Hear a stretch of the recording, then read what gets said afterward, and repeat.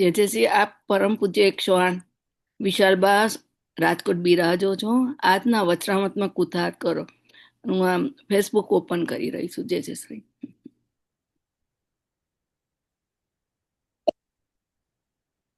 चिंता संतान हंतारो एकपादाम्बुजरेणवत् स्यानान्तान् निजाचार्यान् प्रणमामि मुहुर्मुहुः यदनुग्रहतो जन्तु सर्वदुःखभय अहं सर्वदा वन्दे श्रीमद्वल्लभनन्दनं अज्ञानतिमिरान्धस्य ज्ञानार्जनशलाकया चक्षुरुन्मीलितं येन तस्मै नमः नमामि हृदये शेषे लीलाक्षीराब्धिशायिनं लक्ष्मीशास्त्रीलाभिस्यवेमानं कलानिधिं चतुर्विश्व षड्भिर्विराजते सुवंशधार देवी।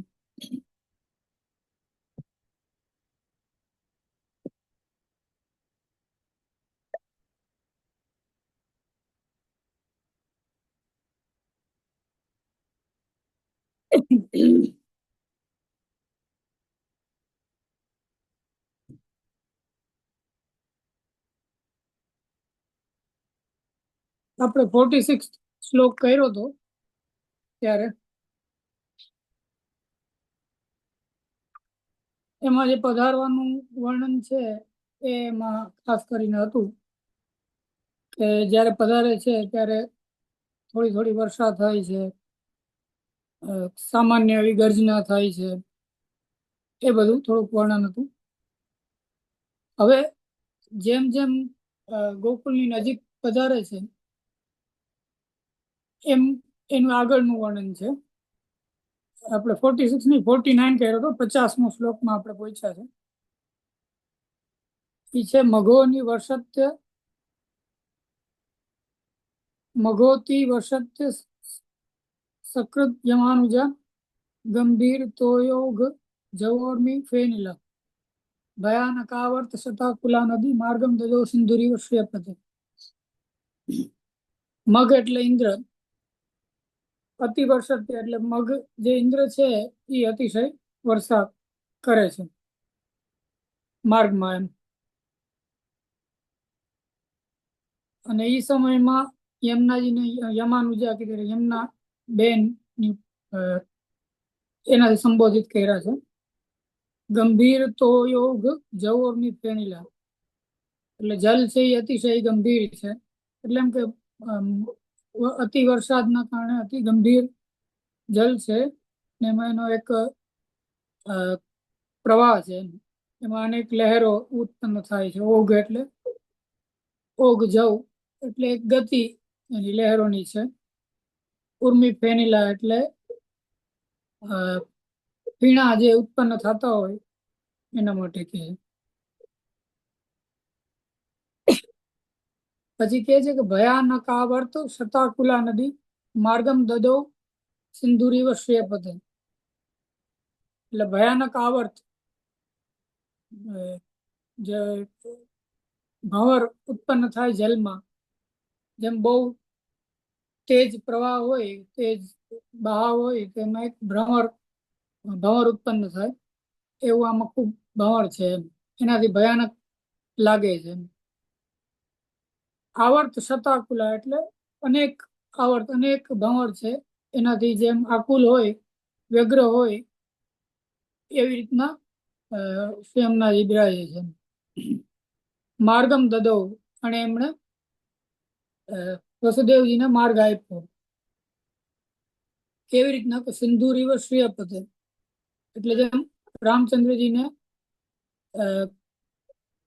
સમુદ્રએ માર્ગ આપ્યો હતો જ્યારે સીતાજીને લંકાથી પધરાવવા માટે જતા હતા ત્યારે સમુદ્ર હતો, એ સમુદ્રમાં એમને માર્ગ આપ્યો, એની ઉપમા એને આપી છે એની જેમ એમ. આ તો એનો શબ્દાર્થ હતો. હવે એમાં આગળ આપણે ડિટેલમાં જોઈએ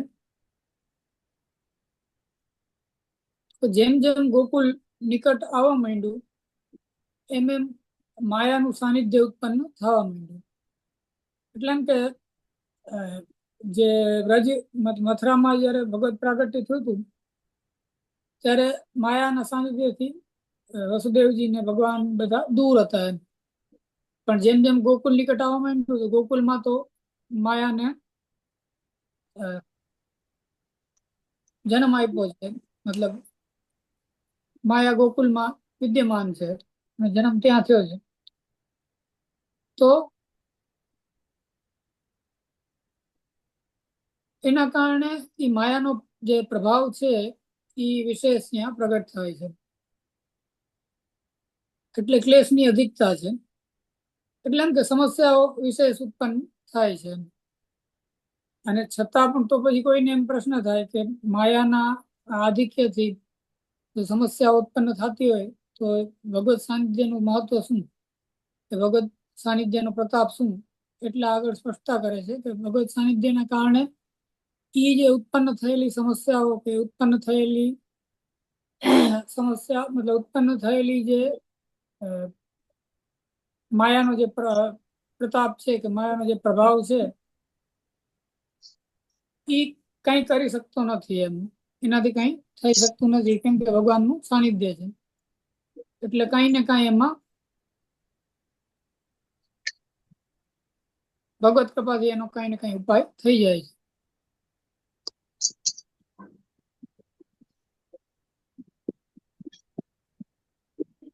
એટલે એમ કે સાનિધ્યથી ઈ જે માયાનો ક્લેશાધિક્ય છે એનો અભાવ થાય છે. માયાના સાનિધ્યના કારણે ક્લેશનું આધિક્ય થાય છે અને ભગવત સાનિધ્યના કારણે ક્લેશનો અભાવ થાય છે.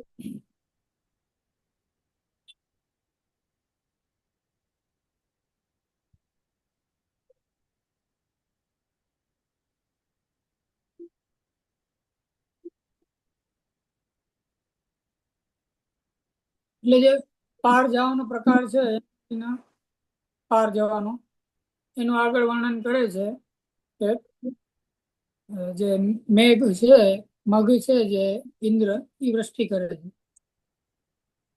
એટલે અહીંયા કહેવાનો તાત્પર્ય એ છે કે સામાન્ય જો મેઘ હોય એમાં અહીંયા આચાર્ય કહેવા માંગે છે કે સામાન્ય જે મેઘ હોય એ જો ઇન્દ્ર દ્વારા પ્રેરિત ના હોય તો એ કઈ આવું કાર્ય ના કરે, ભગવત પ્રતિબંધક પ્રભુને શ્રમ કરાવવાનું કાર્ય ના કરે, પરંતુ ઇન્દ્ર દ્વારા પ્રેરિત છે, કેમ કે ઇન્દ્રને માયાથી મોહિત થયો છે અને માયાથી મોહિત થઈને ઇન્દ્ર એ મેઘને પ્રેરણા કરે છે અને એના કારણે એ મેઘ છે એ વર્ષા કરે છે.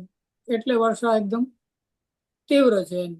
ત્યાં જ્યાં મથરામાંથી જયારે પધારતા હતા ત્યારે વર્ષાનું વર્ણન આવતું હતું, એમાં વર્ષા તીવ્ર નથી, એમાં સામાન્ય બતાવ્યું કે ભાઈ મૂળ શ્લોકમાં જેમ આવ્યું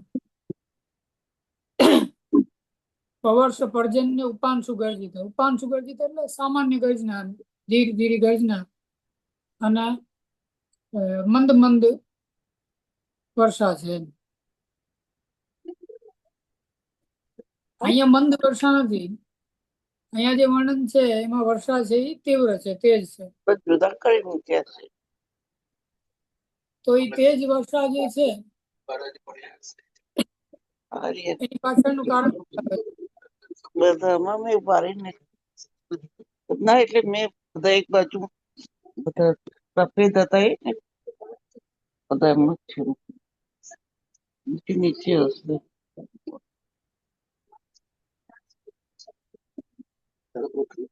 એ તેજ વર્ષાનું બધા એક મ્યુટ ક્ષણ જોયે એટલે કરી તમે દો. અમે એક બાજુ અરે હે વૈષ્ણવો મ્યુટ કરી દો બધા. છે એમ તો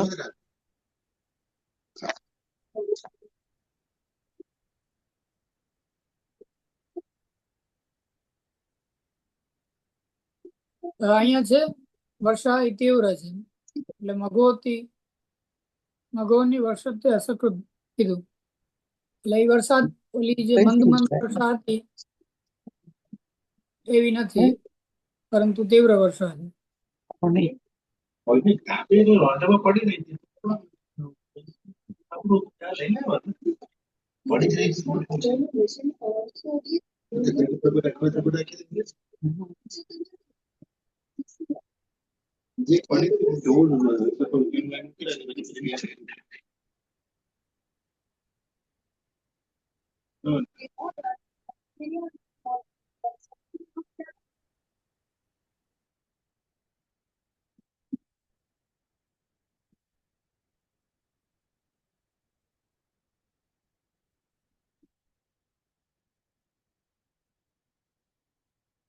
મ્યુટ થઈ ગયું બધાનું.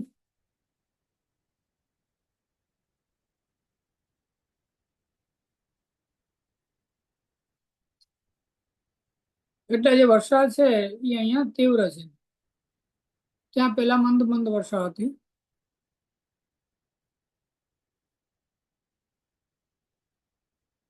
એટલે ભગવત જન્મના સમયે જે મેઘ નિવૃત્ત થઈ ગયા હતા જન્મના પ્રતાપથી કે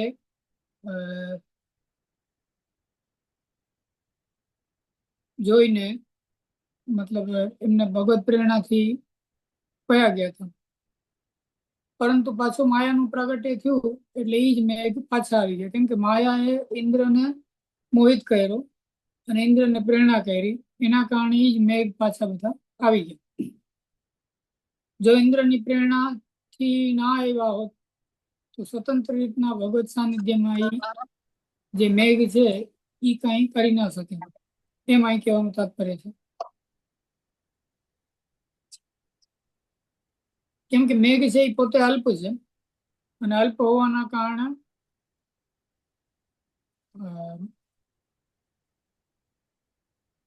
ઈ કોઈ મહાન સ્વરૂપ હોય એનો વિરોધ કરી ના શકે. એટલે એમ કે ભગવાનનો વિરોધી ના કરી શકે મેઘ, એવું એનામાં સામર્થ્ય નથી.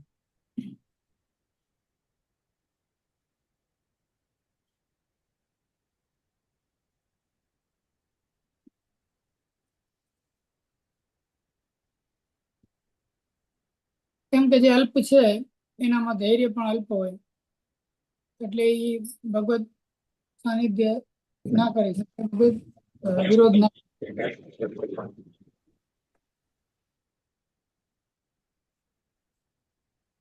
ઇન્દ્ર દ્વારા પ્રેરિત મેઘ વરસાદ કરે છે અને ઇન્દ્ર છે એ માયા દ્વારા પ્રેરિત છે, નહીં તો એ વરસાદ ન થાય.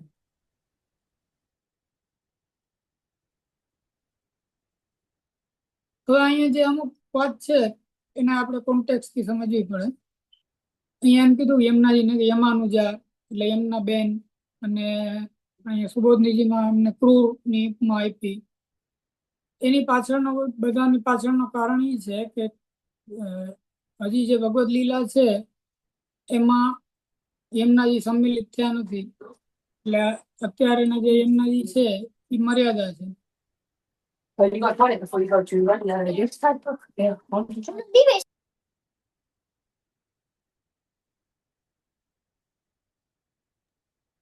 અને મર્યાદા હોવાના કારણે જે કંઈ પણ મર્યાદામાં સૂર્યપુત્રી કે યમુના બહેન કે એક દેવી તરીકે જેમ ગંગાજીના 3 સ્વરૂપ બતાવ્યા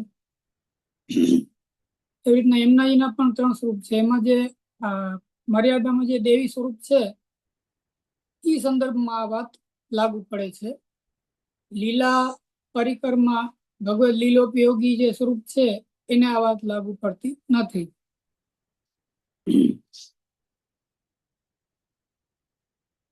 એટલે એ દ્રષ્ટિએ સ્વભાવથી ક્રૂર છે એમ અહીંયા એમને કહેવામાં આવ્યું. કેમ કે યમના બેન છે, એમ જેમ દંડ દે એમ દંડ દેવા વાળા છે. એટલે એમ કે એક વરસાદમાં જેમ નદી અતિશય ગંભીર ને અતિશય એમાં ઉફાન હોય અને એમાં અનેક ભંવર હોય અને ઉપર નીચે ગતિ હોય, એની કોઈ સ્થિર ગતિ ના હોય, એવી પરિસ્થિતિમાં જે નદી હોય એ કોઈ મનુષ્યમાં જાય તો એના પ્રાણ વયા જાય એમ. એટલે ઈ બધા સંદર્ભોને ધ્યાનમાં રાખીને અહીંયા આ બધી ઉપમા આપવામાં આવી છે.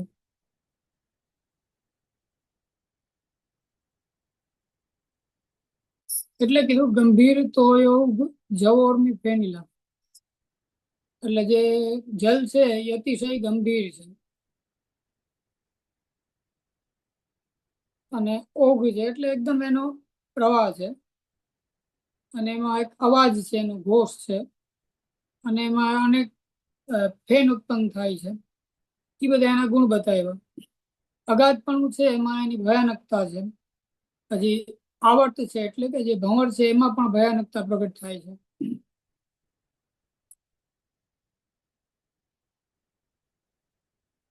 અને વાયુ થી અનેક ઉર્મિઓ પ્રગટ થાય, એટલે એમ કે અનેક પ્રકારનો આકાર ઉત્પન્ન એમાં વાયુના કારણે થાય છે.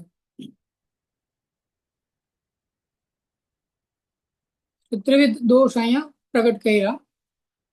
એક તો અતિશય વેગ છે, જે પ્રવાહ છે એકદમ તીવ્ર છે, એ રાજસ દોષ છે.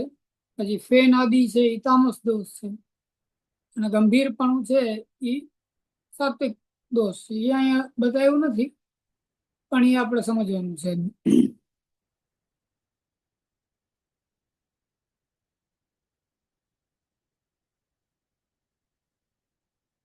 એટલે અહીંયા જે 3 પ્રકારના દોષો છે એ 2 રીતના બતાવેલા છે, એક સહજ ને એક આગંતુક. તો જે વરસાદના કારણે ઉત્પન્ન થયેલા દોષો છે એને આપણે આગંતુક તરીકે સમજી શકીએ, કેમ કે એ સહજ નથી, સ્વાભાવિક દોષો નથી, પરંતુ વરસાદ એટલી તીવ્ર છે એના કારણે એ દોષો ઉત્પન્ન એમાં થાય છે. એ આપણે આગળ જોયા. હવે સ્વાભાવિક દોષ કે છે કે ભયાનક આવર્ત સતાકુલ. એટલે જે આવર્ત છે, ભંવર છે, એ તો એમને પણ એમના એમાં છે, એટલે એ ભયાનક આવર્ત હોવાના કારણે એક દોષ છે. અને એવા પાછા સેંકડો છે. શતાનુકૂલ,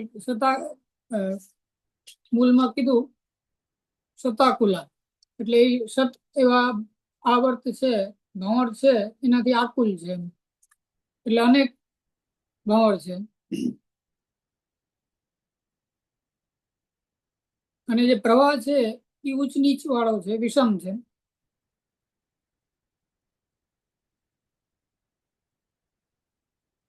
એટલે અહીંયા જે ભંવર છે એમાં તામસ દોષ પ્રગટ કર્યો, અને જે વ્યગ્રતા છે એટલે ઉચ્ચ નીચપણું કે વિષમતા પ્રવાહની છે એ રાજસ દોષ પ્રગટ થાય છે.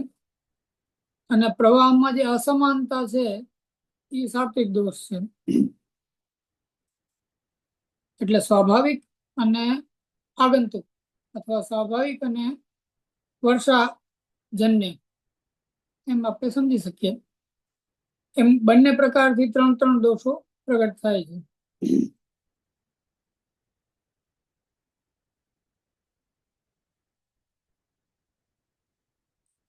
હવે અમે સમજવાનો મુદ્દો એ છે, આ બધા દોષનું વર્ણન કઈ આપણે એમના દોષ જોઈએ એના માટે નથી. આ બધા દોષનું વર્ણન એ છે કે આ બધા દોષથી યુક્ત હોવા છતાં પણ પ્રભુને જ્યારે પધારવું છે ત્યારે એમને માર્ગ પ્રાપ્ત થઈ જાય છે. એટલે એમના અનુકૂળ થઈ અને માર્ગ એમને આપી દે છે, વિઘ્ન નથી કરતા. હવે પાછી અહીંયા મર્યાદા સંદર્ભની વાત આવે છે કે જે કોઈ પણ નદી હોય છે એ નદી વાસ્તવમાં સમુદ્રના પત્ની છે. તો સમુદ્રના પત્ની છે તો સમુદ્ર પણ જેને માર્ગ આપી દે, એટલે રામચંદ્રજીને એમ સમુદ્ર માર્ગ આપી દીધો, એમ સમુદ્ર પણ જેને માર્ગ આપી દે એવા ભગવાન જયારે પધારતા હોય ત્યારે સમુદ્રના પત્ની એવા જે નદી છે એ તો માર્ગ આપી જ દે. એમ કૈમુતિક ન્યાયથી સમજાવવામાં આવ્યું છે.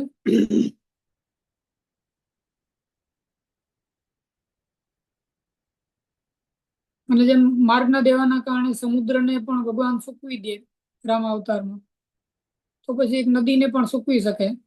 એમ એક ભયજનક સ્થિતિનું પણ એક દિગ્દર્શન ઇનડાયરેક્ટલી કરવામાં આવ્યું છે, કેમ કે એ મર્યાદા સ્વરૂપની જ વાત છે.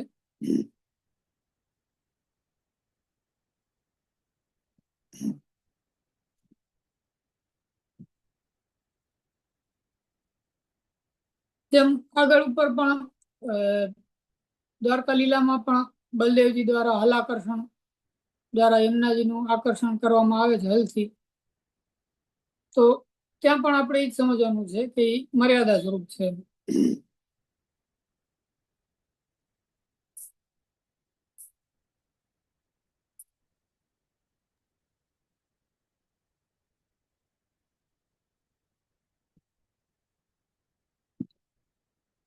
તો પાછું પુષ્ટિ સંદર્ભમાં વિચાર કરીએ તો યમુનાજીને એવો વિચાર આવે છે કે આ પ્રભુ છે કે જેમની સાથે આગળ ઉપર બધી લીલા થવાની છે, અને એ લીલામાં પોતે ઉપયોગી પણ છે, પોતે એમાં સંમિલિત પણ છે. એટલે એવું હોવાના કારણે અત્યારે માર્ગ આપી દે તો જ આગળ લીલા થાય, એટલે પણ માર્ગ આપી દે છે. એટલે કે ભગવત લીલોપયોગી પણ જે છે, આપણે એમના અષ્ટકની ટીકા જોઈએ તો એમાં શ્રી હરિરાયજી શ્રી યમુનાજીનું મોટામાં મોટું મહાત્મ્ય, સૌથી પહેલું મહાત્મ્ય એ જ બતાવે છે, ભગવત લીલોપયોગી. યમુનાજીનું સ્વરૂપ છે એ ભગવત લીલોપયોગી છે. કેમ કે ભગવાનનું જયારે પ્રાગટ્ય થયું અને ગોકુલ પધાર્યા ત્યારથી લઈને રાસ પર્યંતની જે કાંઈ પણ વ્રજની લીલાઓ છે એ બધામાં ક્યાંક ને ક્યાંક યમુનાજી છે. તો કોઈ ખેલવાની લીલા હોય કે છાકની લીલા હોય કે રાસ હોય કે કાંઈ પણ હોય, બધામાં યમુનાજી એમાં સંમિલિત છે. અને ઇવન આપણે વ્રજનો વિચાર કરીએ તો આખું જે વ્રજ છે 84 કોષ, જેને આપણે કહીએ કે વ્રજ પરિક્રમા આપણે કરીએ છીએ, એ 84 કોષનો પણ આપણે જો વિચાર કરીએ તો જે યમુનાજીની ધારા છે એની આસપાસ વસેલા જે ગામ છે બધા, એ જે 84 કોષમાં આવે છે. એટલે આખી જે ભગવદ લીલા વ્રજની છે એ બધી યમુનાજીની આસપાસ વણાયેલી છે. એટલે બધામાં યમુનાજી સંમિલિત છે. એટલે એ અર્થમાં પણ આ વાત કહેવામાં આવી છે.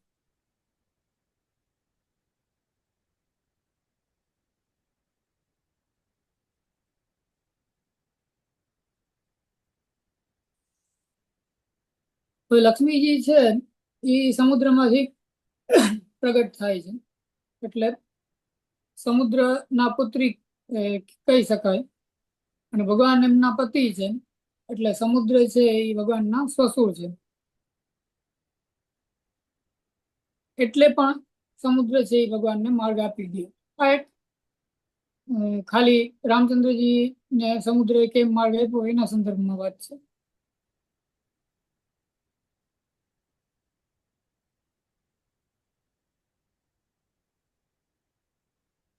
અને એક સીતાજી માટે ભગવાને સમુદ્રને સૂકવી દીધું, તો આટલા બધા વ્રજભક્તો જેનો અંગીકાર વ્રજમાં થવાનો છે, એના માટે ભગવાન શું ના કરી શકે? એક ઈ સંદર્ભમાં પણ વાત છે. એટલે કહેવાનો મતલબ એ છે કે એક મર્યાદા દ્રષ્ટિથી વિચાર કરો તો ઘણો બધો ભય યમુનાજીને છે, જેના કારણે ભગવાનને માર્ગ આપી દે. અને પુષ્ટિની દ્રષ્ટિથી વિચાર કરો તો પોતે લીલામાં સંમિલિત થવાના છે, એ લીલામાં વિઘ્ન શા માટે કરે? એટલે માર્ગ આપી દે. એમ બે રીતના એને સમજી શકાય. જે કાંઈ પણ દોષ છે એ હોવા છતાં પણ માર્ગ આપે છે, એ બતાવવા માટે છે. મતલબ કે એટલું કઠિન, એટલું ગંભીર પ્રવાહ છે, એટલું બધું એમાં આવર્ત છે, એટલું ભયાનક છે, એટલો બધો ઊંચ નીચ છે, એટલી વિષમતા છે કે કોઈ પણ સામાન્ય માણસ માટે એનું અતિક્રમણ કરવું સંભવ જ નથી એમ. અને તેમ છતાં પણ ભગવાનને માર્ગ આપી દે છે. એટલે ઈ બતાવવા માટે આ બધા દોષોનું વર્ણન છે. હવે આપણે 51મો શ્લોક છે.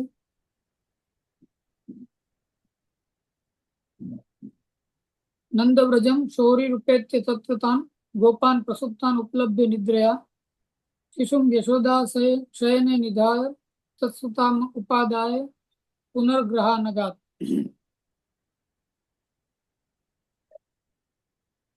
નંદરાયજીના વ્રજમાં શૌરી એટલે વસુદેવજી પધાર્યા, અને ત્યાં તત્રતાન એટલે ત્યાંના જે ગોપાન એટલે ગોપ લોકો જે હતા, ગોવાળિયા મતલબ જે કોઈ હતા, એ બધાને પ્રસુપ્તાન ઉપલબ્ધ નિદ્રયા એટલે નિંદરમાં એને સૂતા જોયા.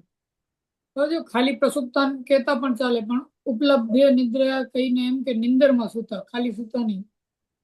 શિશુમ યશોદા શયને નિધાય, એટલે યશોદાજીની પાસે જે બાળક છે એને ઓઢાડીને અથવા પધરાવીને તત્સુતામ ઉપાદાય પુનર્ગ્રહાનગર, એટલે એના જે પુત્રી હતા ત્યાં જે માયા રૂપે મતલબ ત્યાં જે માયા પ્રગટ થયેલા હતા એને સાથે લઈને પુનર્ગ્રહાનગર એટલે પાછા પધાર્યા. એમ ગ્રહાને નંદરાયજીનું ઘર, અને ત્યાંથી પાછા જેલ જ્યાં કારાગૃહમાં પ્રાગટ્ય થતું ત્યાં જેવી રીતના પધાર્યા એવી જ રીતના પાછા રિટર્ન પધાર્યા. એ સંદર્ભમાં વાત છે. આ થયો એનો શ્લોકાર્થ. તો આપણે ડિટેલ જોઈએ.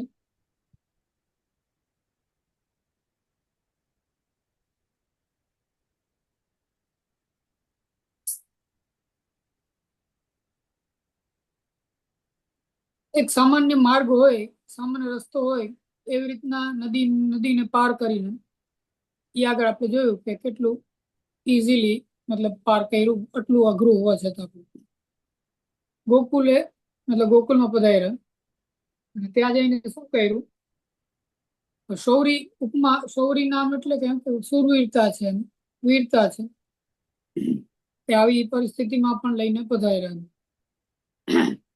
એમાં એમનો અભય પ્રગટ થાય છે કે આવું વાતાવરણ હતું, એટલું વરસાદ હતી, એટલું બધું હતું, છતાં પણ એમને કઈ ભય ન થયો. અને ભય ન થવાનું બીજું કારણ એ પણ છે કે નંદરાયજી એમના મિત્ર છે, એટલે મિત્રને મળવા જતા હતા એટલે પણ એમને કઈ ભય નતો. અને વ્રજમાં વ્રજ છે અને ગોવાળિયાનું વ્રત છે એટલે કેટલી બધી ગાયો હોય એટલે એનો કઈ ને કઈ અવાજ ચાલુ હોય, ગાયનો રાતના પણ અવાજ ચાલતો હોય. અને એના કારણે કોઈ નંદરાયજી કે કોઈ પણ પુરુષ ત્યારે એ સમયે પણ ચાલીને ત્યાંથી નીકળે તો એનાથી કઈ ગોવાળિયાઓની નીંદ ઉડે નહીં, કેમ કે એ લોકોને ગાયના અવાજની આદત હોય, એટલે થોડા ઘણા અવાજથી એની નીંદર ખુલતી નથી. અને એમાં વસુદેવજીએ તો એકદમ એવી રીતના પધાર્યા કે અવાજ ના થાય એમ. એના માટે ઉપેત્ય શબ્દ અહીં વાપરવામાં આવ્યો છે, સૌરી ઉપેત્ય તત્વતાન, એટલે એમ કે એવી રીતના આરામથી પધાર્યા એમ.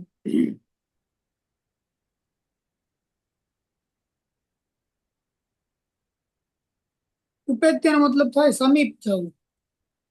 સમીપ જાય ને કોઈ સુતેલું હોય, પોઢેલા હોય તો એની નીંદર ઉડી જાય, એટલે સમીપ એવી રીતના જવું પડે કે જેનાથી કરીને નીંદર ના ઉડે, એટલે એકદમ શાંતિથી પધાર્યા છે, જેથી કોઈની નીંદર ઉડે નહીં. કેમ કે જે એમને કાર્ય કરવું છે એની કોઈને ખબર ન પડવી જોઈએ, તો એના માટે બધા પ્રસુપ્ત તો છે પણ એમને પોતાને પણ એ પ્રયાસ થોડો કરવો પડે કે કોઈ એમના કારણથી કોઈ જાગે નહીં.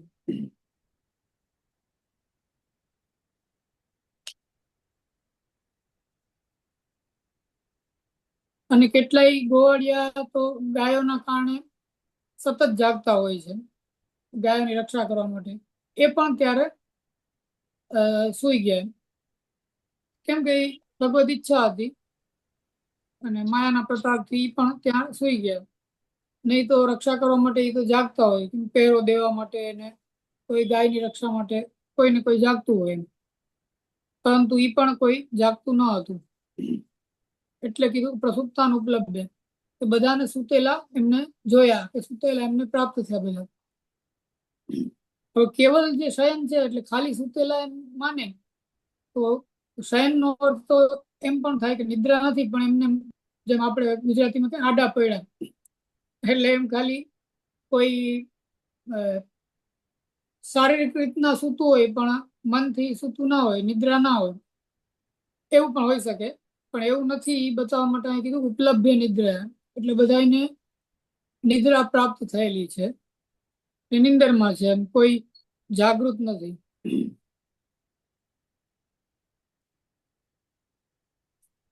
હવે શિશુ શબ્દ અહીં વાપરવામાં, શિશુ યશોદા શયને નિધાય, એ શિશુ શબ્દ વાપરવાનો હેતુ એ છે કે એમને ભગવાન પણ ના કહી શકે, કેમ કે પુત્ર ભાવ છે અને સ્વરૂપ બાળકનું ધારણ ભગવાને કર્યું છે. તો ભગવાન કહેવાનો કઈ મતલબ નથી, કેમ કે એમની વિનંતીથી જ જે ચતુર્ભુજ સ્વરૂપ છે એ છોડી અને પ્રાકૃત બાળકનું સ્વરૂપ ધારણ કર્યું. પછી એમને ભગવાન કે તો એ જે રૂપાંતર કર્યું છે એનો કઈ મતલબ ના રહ્યો. અને ભગવત સ્વરૂપનું એમને પૂર્ણ રૂપેણ જ્ઞાન છે. એવું જ્ઞાન હોવાના કારણે પોતાનો પુત્ર કે પુત્ર કહેતા એમને હજી સંકોચ થાય છે કે સાક્ષાત જે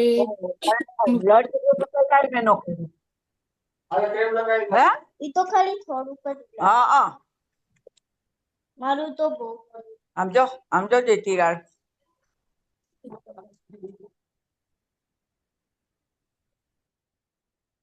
જેથી હું બધાને મ્યુટ કરી દઉં છું. હા રાજેશભાઈ, તમને કોર્સ કર્યા છે ને, કઈ હોય તો તમે કરજો.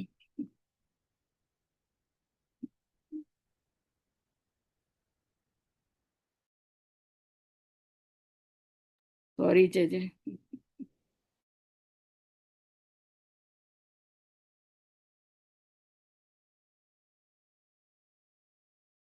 આપનું મ્યુટ થઈ ગયું, આપ ખોલો આપશ્રી. એટલે બધાને સોરી શું કહેતો હતો? હા, એમને મતલબ ભગવત સ્વરૂપનું પૂર્ણ જ્ઞાન છે વસુદેવજીનું, એટલે એમને પુત્ર કહેતા પણ એમને સંકોચ થાય છે. એટલે બે વસ્તુનો અહીંયા નિષેધ કર્યો કે ભગવાન એટલે ના કીધા કે એમના વિનંતીથી, એમના કારણે પ્રભુએ પ્રાકૃત બાળકનું સ્વરૂપ ધારણ કર્યું. એટલે હવે એને ભગવાન કેમ કહે? કેમ કે ભગવાન કહે તો પ્રાકૃત બાળકનું જે સ્વરૂપ ધારણ કર્યું છે એનું કઈ મતલબ ના રહે. અને સ્વરૂપ જ્ઞાન દ્રઢ છે એટલે એના કારણે પુત્ર કહેતા એમને સંકોચ થાય છે. કેમ કે જે ત્રણેય લોકના અધિપતિ કે સાક્ષાત ઈશ્વર છે એમનું પુત્ર કેમ કહેવાય? અને બાળક તો ઈ છે એટલે એમને શિશુ કહે છે. એમાં કઈ આપત્તિ નથી, કેમ કે બાળકનું સ્વરૂપ તો એમને પોતે ધારણ કર્યું છે, એટલે શિશુ શબ્દથી અહીં એમને સંબોધિત કરવામાં આવ્યા છે.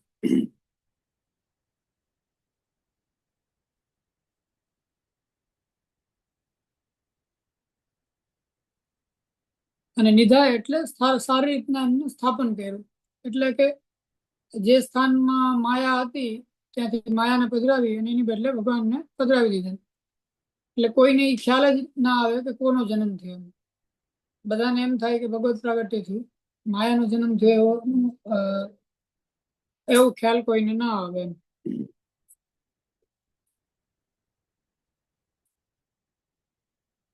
અને ઈને માર્ગથી, એટલે એમ કે જેવી રીતના પધાર્યા હતા એ જ રસ્તાથી પાછા જે કારાગૃહ છે એના તરફ પાછા પધારે છે.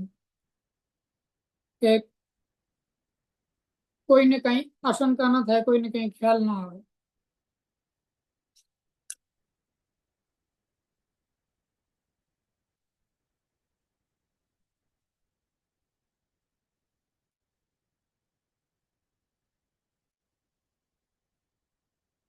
બાવનમો શ્લોક છે. દેવક્યા શયને નેશ્ય વસુદેવો સુદારિકામ પ્રતિમુચ્ય પદોર લોહમ આસ્તે પૂર્વ વદાવત.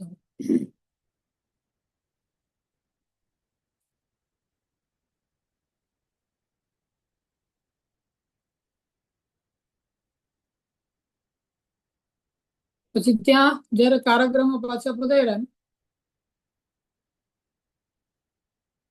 ત્યાં શું કહ્યું તો કે દેવક્યા શયને નેશ્ય વસુદેવો સુદારિકામ. દારિકામ એટલે પુત્રીને, એટલે માયાને. દેવકીજી જ્યાં શયન કરતા હતા કે જ્યાં ભગવત પ્રાગટ્ય થયું હતું ત્યાં એમણે એ બાલિકાને સ્થાપિત કરી. પ્રતિમુચ્ય પદોર લોહ આસ્તે પૂર્વ વદાવત.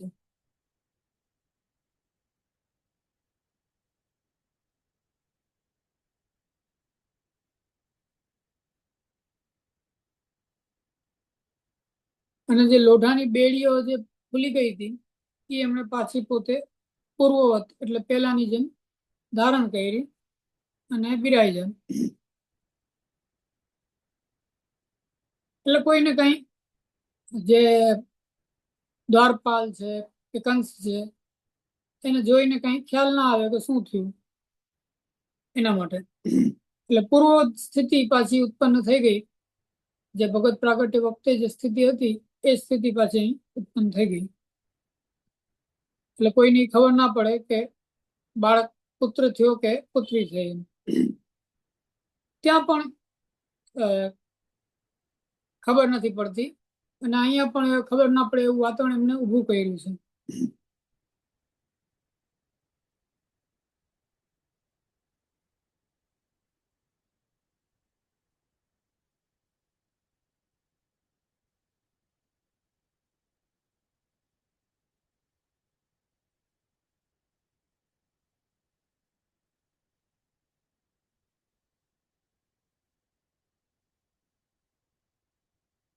ત્યાં જે બાળકનું સ્થાપન કર્યું એ એકદમ શાંતિથી અવાજ ન થાય એ રીતના કર્યું.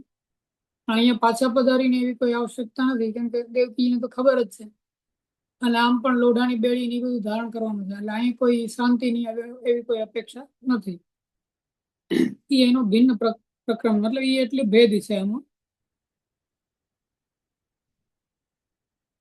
કેમ કે દેવકીથી કોઈ ગોપન કરવાનું નથી, એમના સંતાડવાનો કોઈ પ્રક્રમ નથી.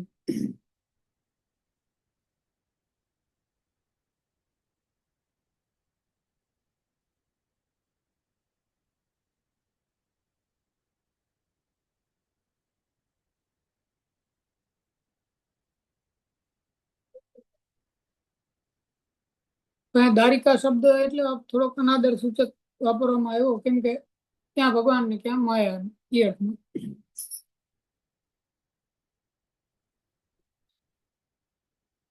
અને પૂર્વજ થઈ ગયા એટલે કોઈ આશંકા ના થાય. હવે આ જૈન પ્રકરણનો જે તૃતીય અધ્યાય છે એનો છેલ્લો શ્લોક છે 53મો. યશોદાનંદ પત્ની ચ જાતમ પરમ બુદ્ધેત ન તલ્લિંગમ પરિશ્રાંત નિદ્રયા અપગત સ્મૃતિ.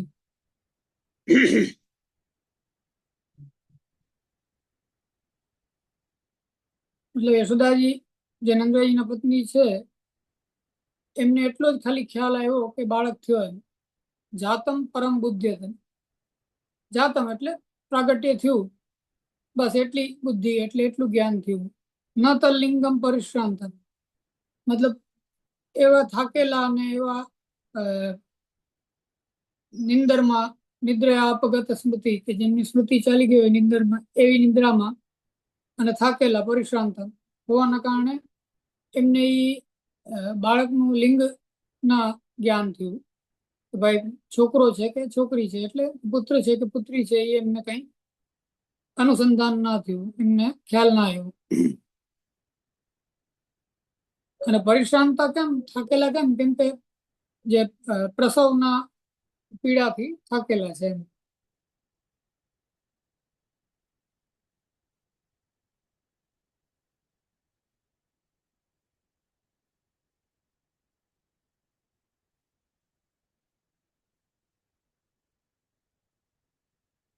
તો હકીકતમાં તો એમને ખુશી એટલી હોવી જોઈએ કે જાગૃત હોવા જોઈએ, કેમ કે એમને અમુક જાત કર્મ માટે જાગૃત રહેવું જરૂરી છે, નંદરાયજીને વધાઈ દેવા માટે પણ, અને એમને જાગૃત હોવું જોઈએ. પણ ભગવદ લીલા આવી છે કે થાકીને એમની નિદ્રા આવી જાય છે.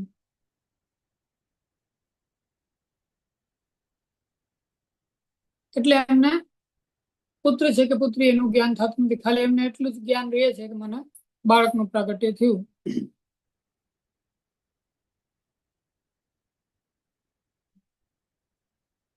અને પ્રસવની પીડાના કારણે એકદમ થાકેલા હતા અને એ જ પ્રસવના કારણે એમને નિદ્રા પણ આવી, જેના કારણે બધી સ્મૃતિ એમની ચાલી ગઈ. કેનો જન્મ થયો કે શું થયું કે એવી કઈ સ્મૃતિ એમને રહી નહીં. ખાલી એમને જાતમ પરમ બુદ્ધિ હતું, બસ એટલું જ એમને જ્ઞાન થયું કે બાળકનો પ્રાગટ્ય થયો, એટલે કોઈ અનુસંધાન એમને ન રહી. એટલે વસુદેવજી જે કંઈ પણ કાર્ય હતું એ સારી રીતના થઈ ગયું, એમ કોઈ એમને કોઈ સમસ્યા ઉત્પન્ન ના થઈ. કે કોઈ વિરોધ કર્યો હોય કે ભાઈ કેમ તમે પુત્રને લઈ જાઓ છો ને પુત્રીને કેમ રાખી જાઓ છો, કે એવી કોઈ સમસ્યા એમને ઉત્પન્ન ન થાય, કેમ કે યશોદાજી પોળેલા હતા અને બીજા બધા પણ વ્રજના લોકો હતા એ પોળેલા હતા, એટલે કોઈને કઈ ખ્યાલ આવ્યો નહીં અને ભગવદ લીલાનું જે કાર્ય કરવાનું વસુદેવજીને હતું એ આરામથી સિદ્ધ થયું, કોઈ પ્રતિબંધ એમાં ઉત્પન્ન થયો નહીં. બસ અહીં જન પ્રકરણનો રૂપાંતર સ્વીકાર નામનો 3ય અધ્યાય પૂર્ણ થાય છે.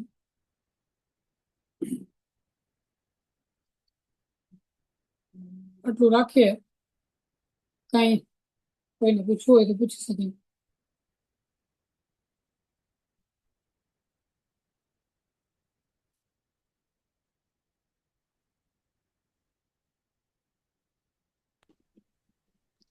વૈષ્ણવ કોઈને ક્વેશ્ચન હોય તો પૂછી જુઓ. આપે કહ્યું કે યમુનાજીને દોષ ઓલું થયું, પણ એમાં ઘણામાં તો એમ કે છે કે એનો વેગ વધી ગયો કેમ કે પ્રભુના ચરણ સ્પર્શ કરવા હતા. અહીંયા એવું નથી, અચ્છા. પણ એવું પણ આપણે વિચારી શકીએ, એમાં કઈ વાંધાજનક નથી એમ એવું વિચારવાનું. જે કંઈ પણ આપણે ક્યાંય ભાવના અથવા બીજા કોઈ પુરાણોમાં કે ગર્ગ સ્મૃતિમાં કદાચ એવું કંઈ લખેલું હોય તોય પણ એમાં કઈ વાંધાજનક નથી એમ. બરોબર. પણ અહીંયા એવું કઈ લખેલું નથી. અચ્છા.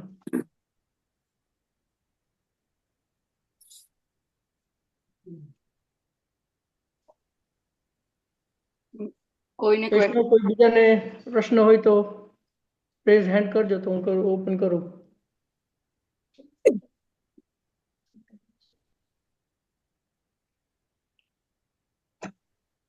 લાગતું નથી જે કઈ વાંધો નહીં. આશ્રય પદ લઈ લેશ જે શ્રી ધીરુભાઈ પદ છે જરૂર. ધીરુભાઈ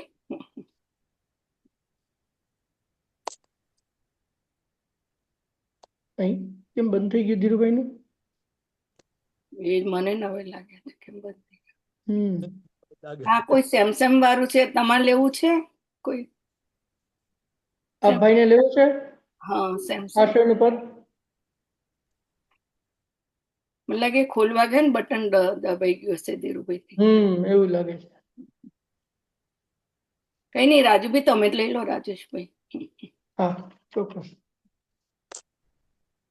દ્રઢઈન ચરણન કેરો ભરોસો, દ્રઢઈન ચરણન કેરો, શ્રી વલ્લભ નખ ચંદ્ર છટા બિન, સબ જગ માં જય અંધેરો, ભરોસો દ્રઢઈન ચરણન કેરો, સાધન ઓર નહીં આકલી में जासु होय निवेरो, सूर कहाँ कहे त्रिविध आंदरो, बिना मोल कुचेरो, भरोसो દ્રઢઈન ચરણન કેરો, દ્રઢઈન ચરણન કેરો, ભરોસો દ્રઢઈન ચરણન કેરો.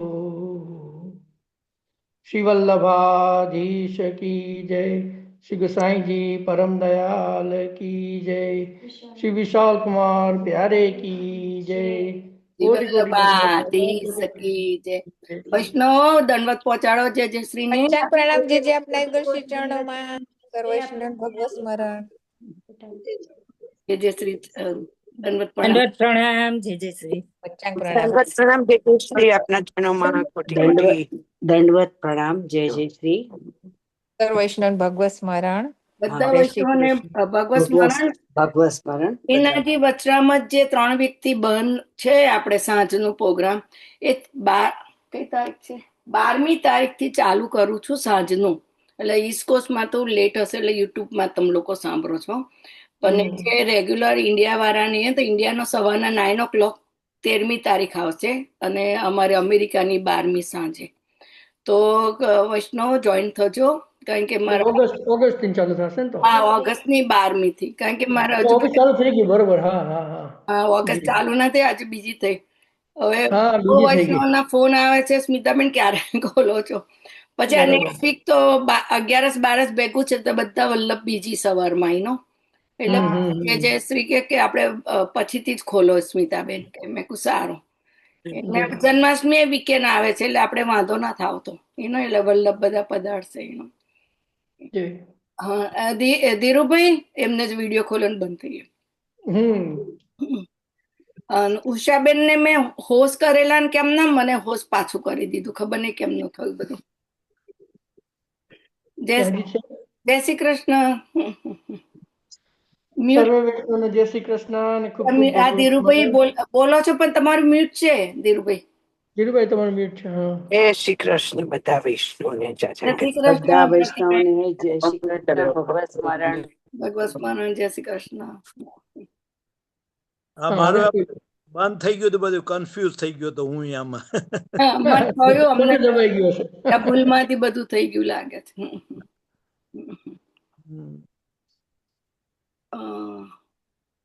કયો બીજું કઈ? ના, બસ જો બધાને જય શ્રી કૃષ્ણ. જય શ્રી કૃષ્ણ. શ્રી કૃષ્ણ. તમે સરસ.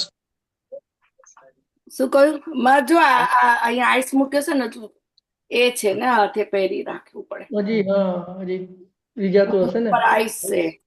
ના, થઈ જશે બધું જલ્દી.